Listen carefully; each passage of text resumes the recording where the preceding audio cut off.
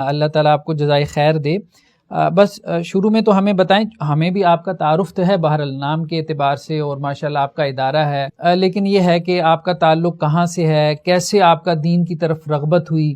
بعض اوقات یہ ہوتا ہے کہ گھر کا ماحول دینی تھا، علماء کا خاندان تھا، بعض اوقات کوئی واقعہ وجہ بن گیا، تو یہ اس حوالے سے ہمیں بتائیں، اور ابتدائی تعلیم کہاں حاصل کی؟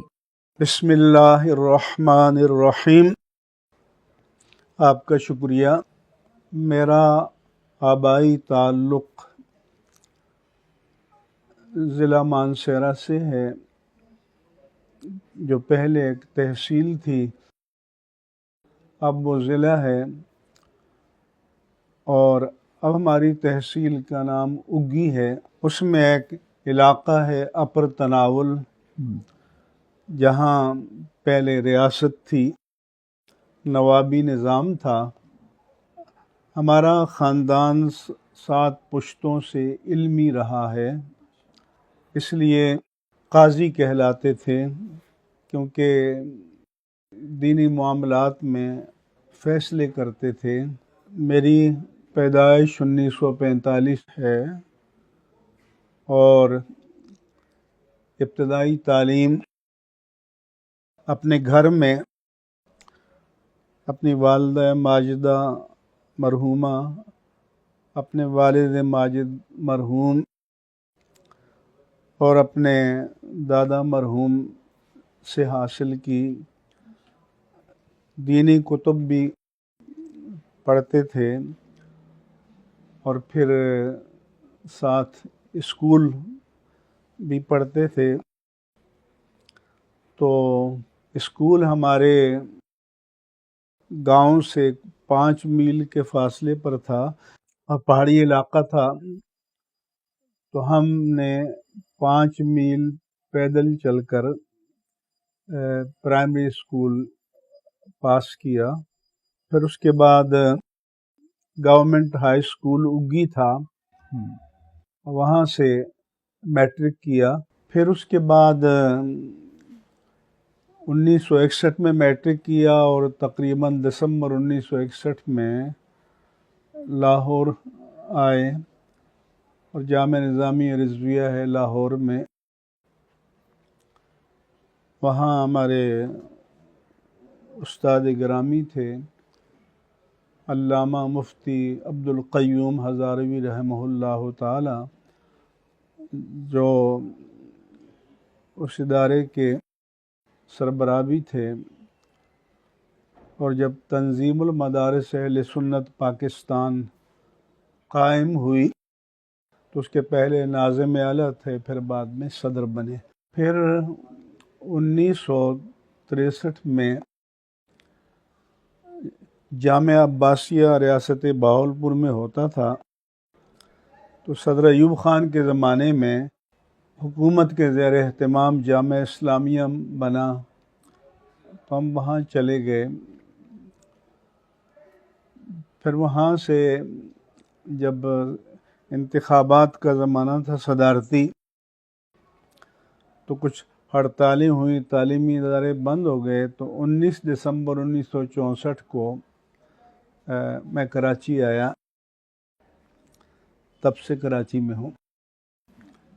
یہاں ہمارا ادارہ دارالعلوم جدیہ، وہاں میں نے دینی تعلیم کی تکمیل کی، فاضل عربی اور پھر درجہ حدیث تک پڑھا۔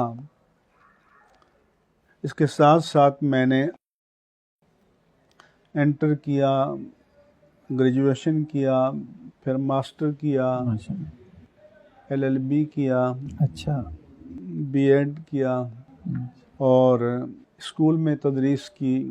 پھر یہ یہاں قریبی ہماری جامع مسجد اقصیٰ ہے، یہاں میں دسمبر 1965 کو آیا، اور اب تک میں اسی مسجد سے وابستہ ہوں اور جمعہ پڑھاتا ہوں۔ پھر پہلے میں نے اسکول میں پڑھانا شروع کیا، پھر 1973 میں کالج میں چلا گیا، یونیورسٹی میں بھی کوآپریٹو پروفیسرز کے طور پر مختلف یونیورسٹیوں میں پڑھایا۔ 1973 میں ہم نے یہ ادارہ قائم کیا تو میں اس دارالعلوم نعیمیہ ٹرسٹ کا فاؤنڈر جنرل سیکریٹری تھا، اور ہمارے محتمم یا مینیجنگ ٹرسٹی حضرت علامہ جسٹس ڈاکٹر مفتی سید شجاعت علی قادری صاحب رحمہ اللہ تعالیٰ تھے۔ ان کے وصال کے بعد پھر میں اس کا مینیجنگ ٹرسٹی اور محتمم بنا، تو اس ادارے میں الحمدللہ علی احسانہ ہی تعلیم کا سلسلہ جاری ہے۔ بہت سے ہمارے فضلاء ملک سے باہر بھی ہیں، اسکولوں میں، کالجز میں بھی گئے، دینی مدارس میں بھی گئے۔ اب بھی ہمارے ہاں درجہ حدیث کے بعد تخصص فی الفقہ والافتاء کا 2 سالہ کورس ہوتا ہے، اور اس میں پھر پاکستان بھر سے فارغ التحصیل علماء آتے ہیں۔ اس دوران جو دین کے دیگر شعبے ہیں، اخبارات میں بھی لکھتا رہا۔ پہلے ریڈیو پاکستان تھا تو اس میں درس حدیث کا پروگرام ہوتا تھا، پھر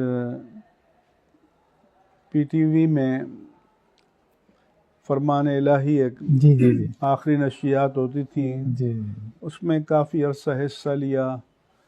فہم دین کے پروگرام تھے اور ڈائلاگ مکالمے۔ پھر جب پرائیویٹ چینلز کی بھرمار ہو گئی تو اس میں بھی حصہ لیتا رہا، اور اخبارات میں مختلف مواقع پر میں لکھتا تھا۔ پھر تفہیم المسائل کے نام سے میں نے پہلے روزنامہ ایکسپریس میں جمعہ کے ایڈیشن میں شروع کیا، پھر اب جنگ میں کافی عرصے سے لکھ رہا ہوں مذہبی سوال و جواب، اور روزنامہ دنیا میں کالم لکھتا ہوں ہفتے میں 2 دن، اور ان کے پیام صبح میں بھی وقتاً فوقتاً حصہ لیتا ہوں۔ حکومتی سطح پر یہ صوبائی رویت ہلال کمیٹی میں جو زونل تھی، اس میں 1985 سے رہا۔ 1997 میں مرکزی رویت ہلال کمیٹی پاکستان کا ممبر بنا۔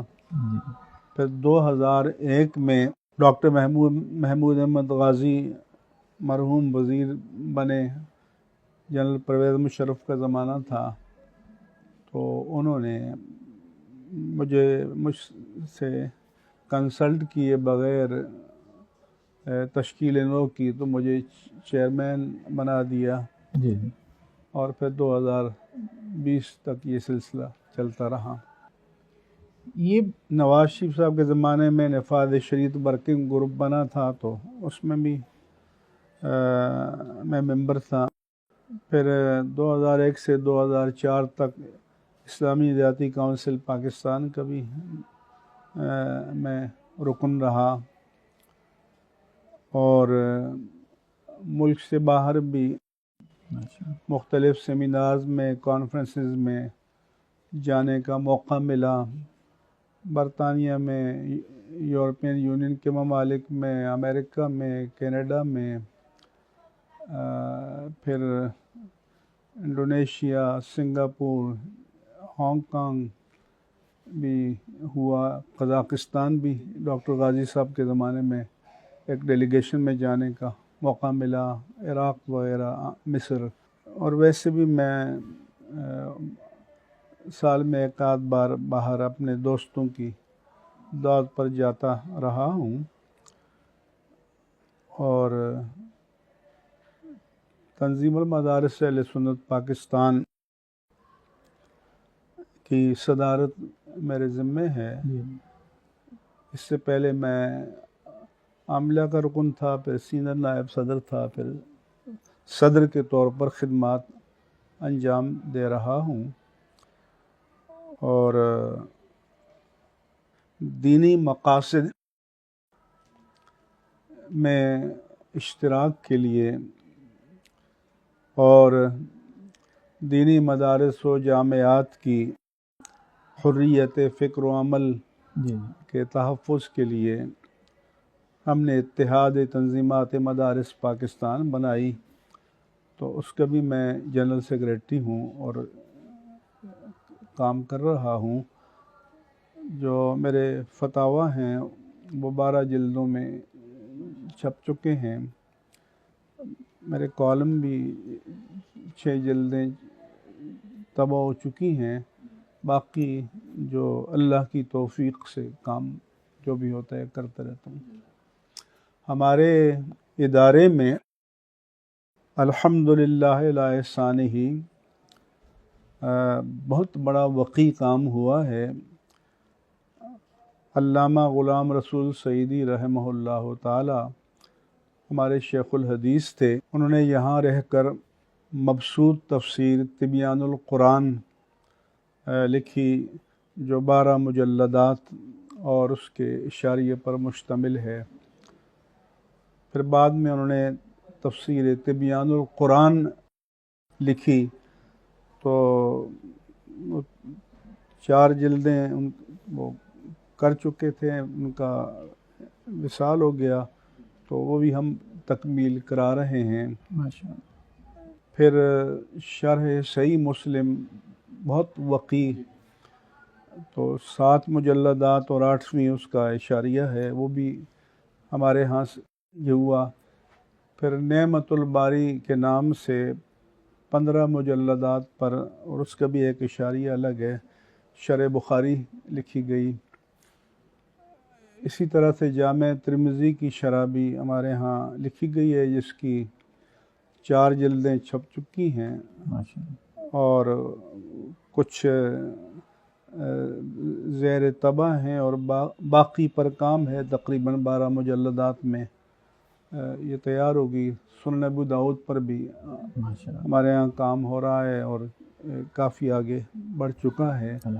تو الحمدللہ تصنیف و تالیف اور تحقیق کے شعبے میں ہمارے ادارے کا گراں قدر اور وقی کام ہے، اور اہل علم جن کا ان شعبوں سے واسطہ ہے وہ بخوبی جانتے ہیں۔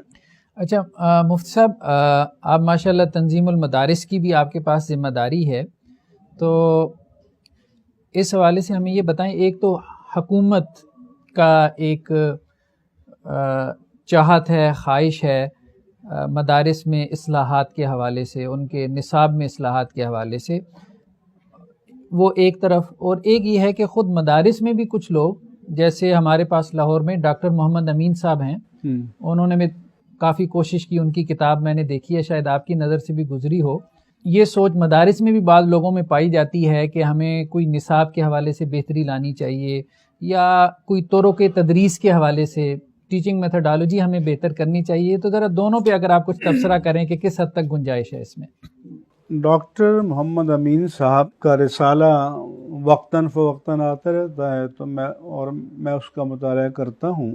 جو مذہبی سیاسی جماعتیں ان پر بھی جی ان کی توجہ رہتی ہے، تنقیدات بھی نظر سے گزرتی ہیں، دینی مدارس کے حوالے سے بھی، لیکن جو جیسے آپ دیکھتے ہیں نا کہ وہ جو کھلاڑی میدان میں ہوتا ہے، گزرتی تو اس پر ہے، لیکن کمنٹیٹر باہر جو بیٹھے بہت ایکسپرٹ ہوتا ہے، اس کے مقابلے میں اس نے یہ غلط کر دیا، یہ کر دیا، فلاں کر دیا۔ صحیح۔ تو ایک تو یہ سمجھیں کہ جو ہماری تنظیمات ہیں ان کے ساتھ ہمارے مدارس کا الحاق کسی قانونی جبر کے تحت نہیں ہے، رضاکارانہ ہے۔ صحیح۔ اور ان کی جو شہادت عالمیہ کی اسناد کو تدریسی مقاصد کے لیے ایم اے عربی اور اسلامیات کے برابر تسلیم کیا گیا ہے، اور مزید اعلیٰ تعلیم کے لیے بھی اگر کچھ گریجویشن کی سطح پر کچھ مضامین کے اضافی امتحان دیں تو پھر جنرل جی شعبوں میں بھی ہے. تو پہلی بات تو یہ ہے کہ مدارس کے نظام امتحان پر کنٹرول ہے، جی ان کے دیگر انتظامی معاملات پر تنظیمات کا کنٹرول نہیں ہے. صحیح. وہ اپنی اپنی جگہ خود مختار ہیں، اپنے وسائل جنریٹ کرتے ہیں اور اپنی ترجیحات کے مطابق اپنے معاملات کو چلاتے ہیں. اسی طرح سے ایک کتاب لکھ دینا کہ اس کو یوں ہونا چاہیے اور اس طرح ہونا چاہیے، ایسا ہونا چاہیے، وہ ہم بھی لکھ سکتے ہیں، وہ یقیناً ہم سے زیادہ قابل ہوں گے، لیکن ہمیں یہ دیکھنا ہوتا ہے کہ بھئی مختلف سطح کے مدارس کی استعداد کیا ہے، کیپیسٹی کیا ہے، وسائل کیا ہیں. تو یہ ساری چیزیں ہوتی ہیں. پھر ہماری کوشش یہ ہے، یہ تنظیمات اس لیے وجود میں آئیں کہ دینی مدارس و جامعات کی حریت فکر و عمل کا تحفظ ہو. صحیح. کسی کو پسند ہو یا ناپسند ہو، ہماری جو بر صغیر پاک و ہند کی تاریخ ہے اور ہمارا پاکستان کی، کہ الحمدللہ علی احسانہ، یہاں مسجد کا ممبر بھی آزاد ہے، مصلی بھی آزاد ہے، مسند تدریس بھی آزاد ہے. یہ ریاست کی غلامی میں نہیں ہے. صحیح. اور یہی وجہ ہے کہ یہاں دنیا کے کسی بھی ملک کے مقابلے میں آپ کو دینی صورتیں اور دینی وضاقت زیادہ نظر آئے گی. صحیح. پھر یہی وجہ ہے کہ حرمین طیبین اور 57 مسلم ممالک سمیت جو غیر مسلم ممالک بھی شامل کر لیں تو دنیا بھر میں مسجدیں بند ہو گئیں، لیکن الحمدللہ علی احسانہ پاکستان میں مسجدیں کھلی رہیں، نمازیں ہوتی رہیں، باجماعت ہوتی رہیں، رمضان میں آباد رہیں. اور الحمدللہ یہ وزیر اعظم نے بھی اقرار کیا کہ مسجدوں سے کوئی وبا نہیں پھیلی، بلکہ ان کی برکت سے اللہ تعالیٰ نے پاکستان کو اس حد تک اس وبا کا شکار ہونے سے محفوظ فرمایا کہ جس سے پسماندہ ممالک تو چھوڑیے، یہ جو کرونا کی وائرس کی وبا یا کووڈ-19 کی، اس میں اللہ کی قدرت کا کچھ اس طرح ظہور ہوا کہ ماضی میں پسماندہ ممالک ان وباؤں کا زیادہ شکار ہوتے تھے، لیکن سب سے ترقی یافتہ ممالک اس وبا کا سب سے زیادہ شکار ہوا، کہ جن کے پاس سہولتیں بھی تھیں،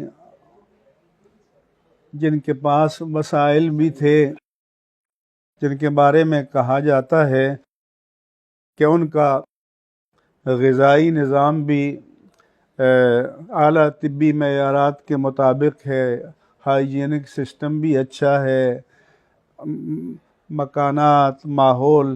لیکن یہ اللہ کی قدرت، اللہ تعالیٰ قادر مطلق ہے کہ امریکہ متاثر ہوا سب سے زیادہ، پھر یورپ متاثر ہوا.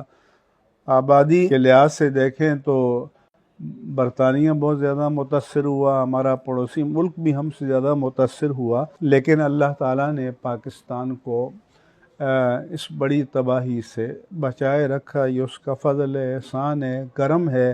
ہو سکتا ہے کوئی ہمیں آرتھوڈاکس یا قدامت پسند کہیں، مگر ہم تو سمجھتے ہیں کہ شاید اللہ تعالیٰ نے ان مساجد کی آبادی کی برکت سے، دعاؤں کی برکت سے اللہ تعالیٰ نے پاکستان کو بڑی تباہی اور نقصان سے بچایا. الحمدللہ.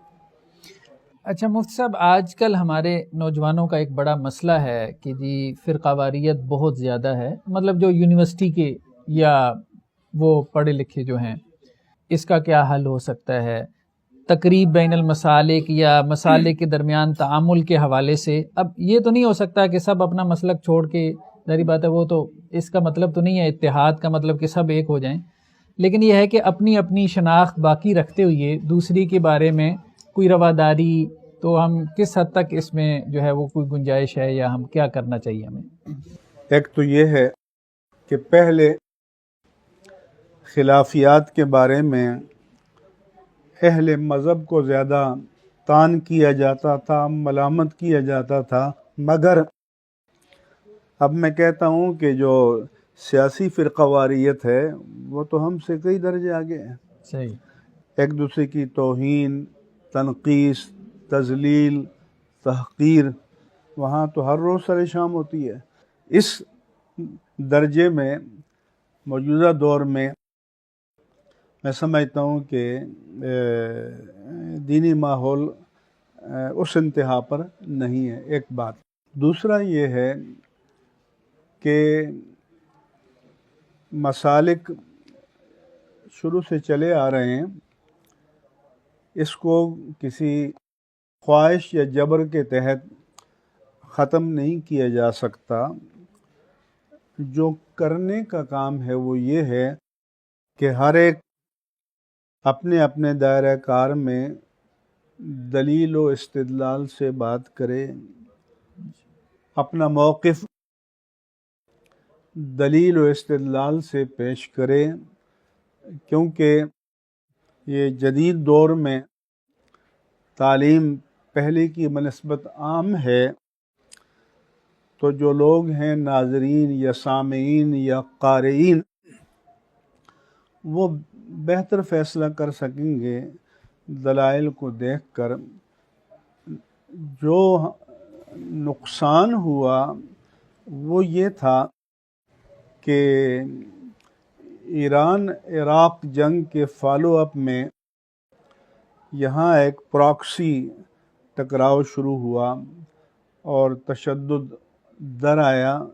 یہ نقصان دہ تھا، یہ غلط تھا، اس کا کوئی جواز نہیں تھا، یہ ہرگز نہیں ہونا چاہیے تھا، مگر اب اس پر کافی حد تک اب دیکھ رہے ہیں کہ قابو پا لیا ہے، اور ہم یہ چاہتے ہیں کہ جو جیو اور جینے دو کی فضا ہے، لیو اینڈ لیٹ لیو کی جو فضا ہے، اور امن بقائے باہمی کی جو فضا ہے وہ پیدا کی جائے، اور اس میں تحمل و برداشت کا ماحول پیدا کیا جائے۔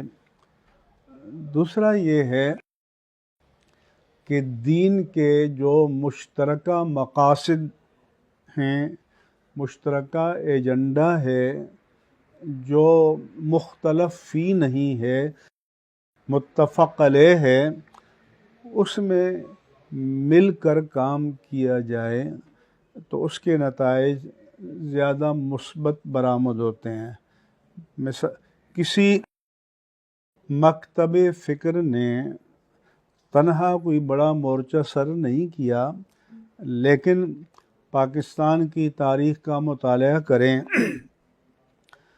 تو جو سب سے بڑی اچیومنٹ ہے، ایک تو پاکستان کے 1973 کے دستور میں قرآن و سنت کی بالادستی اور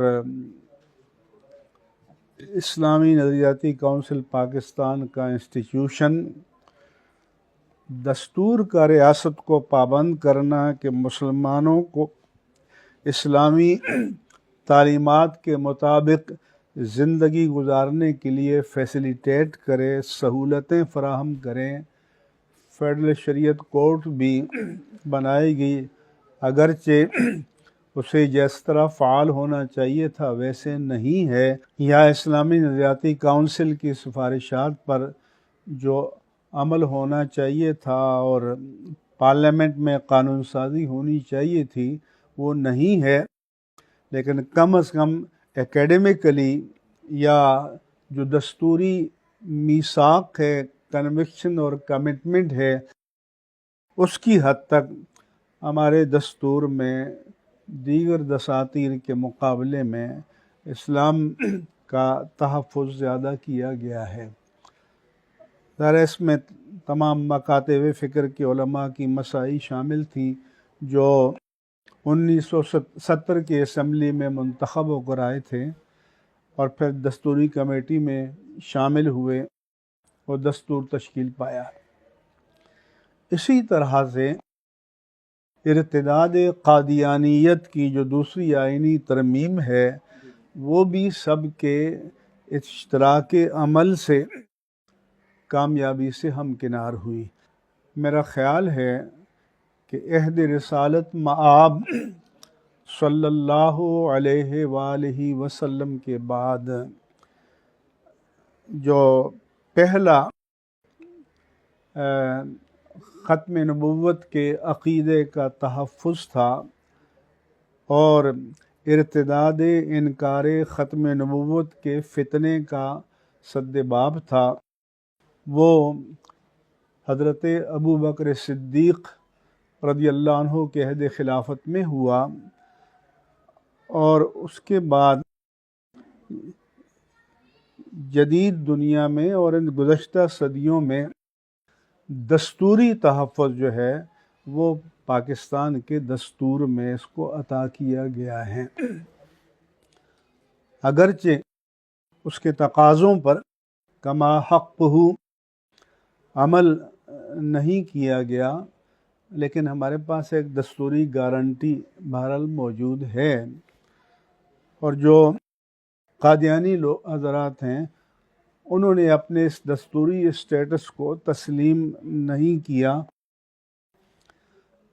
پھر صدر پاکستان اور وزیر اعظم پاکستان کا جو حلف نامہ ہے جو دستور کے انیکسچر میں شامل ہے، اس میں بھی عقیدہ ختم نبوت اور ارتداد قادیانیت کے اقرار کو شامل کیا گیا ہے۔ یہ ایک اچھی چیز ہے اور اچھی بات ہے۔ اگر اسی طرح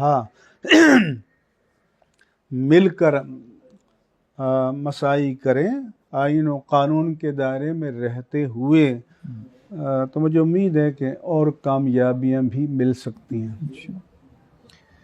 اچھا مفتی صاحب، آپ نے ماشاءاللہ پہلے بھی اس پہ کوئی نہ کوئی جو ہے وہ سٹیٹمنٹ ضرور دی ہوگی، بس ہم اپنے ناظرین کے لیے کہ سانحہ سیالکوٹ یا اس جیسے جو واقعات ہیں اس میں ہمارا دین کیا رہنمائی کرتا ہے، اور خاص طور پہ یہ کہ عدالت ماورائے عدالت قتل کا ایک لوگ بہت سوال اٹھاتے ہیں، تو اس حوالے سے آپ کوئی رہنمائی؟ پہلی بات تو یہ ہے ماورائے عدالت قتل کے ہم مخالف ہیں، اس کو درست تسلیم نہیں کرتے، کیونکہ اگر لوگوں کو قانون کو ہاتھ میں لینے کی آزادی دے دی جائے تو اس سے انارکی پھیلے گی، امن و امان کے مسائل پیدا ہوں گے، انتشار پھیلے گا۔ جہاں تک سانحہ سیالکوٹ کا تعلق ہے تو میڈیا نے کسی تحقیقی نتائج کا انتظار کیے بغیر پہلے تو تحریک لبیک کا نام لینا شروع کر دیا۔ اب میں پوچھتا ہوں کہ کیا کسی تحقیق، تفتیش، ثبوت اور شواہد کے بغیر شرعاً، قانوناً، اخلاقاً اور دستوری اعتبار سے کسی کو ہدف بنانا جائز ہے؟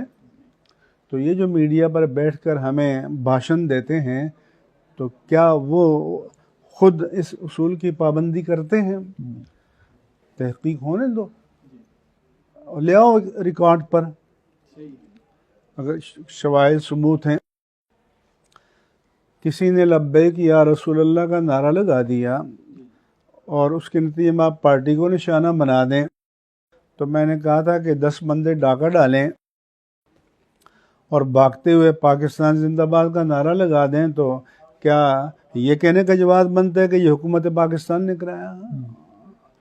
تو پھر ہمارے الیکٹرانک اور پرنٹ اور سوشل میڈیا کو بھی خاص طور پر حساس دینی معاملات کے بارے میں کچھ حدود و قوانین کا پابند ہونا چاہیے، اور ان کی اپنی بھی سیلف امپوزڈ کوئی مورلٹی اور ایتھکس اور کوڈ آف کنڈکٹ ہونا چاہیے۔ یہ تو آپ تو ساری دنیا کے پرخچے اڑائیں، جو منہ میں آیا آپ کہتے پھریں، تو آپ کی جواب طلبی کہیں بھی نہ ہو، پھر یہ تو نہیں جواز بنتا ہی ہے۔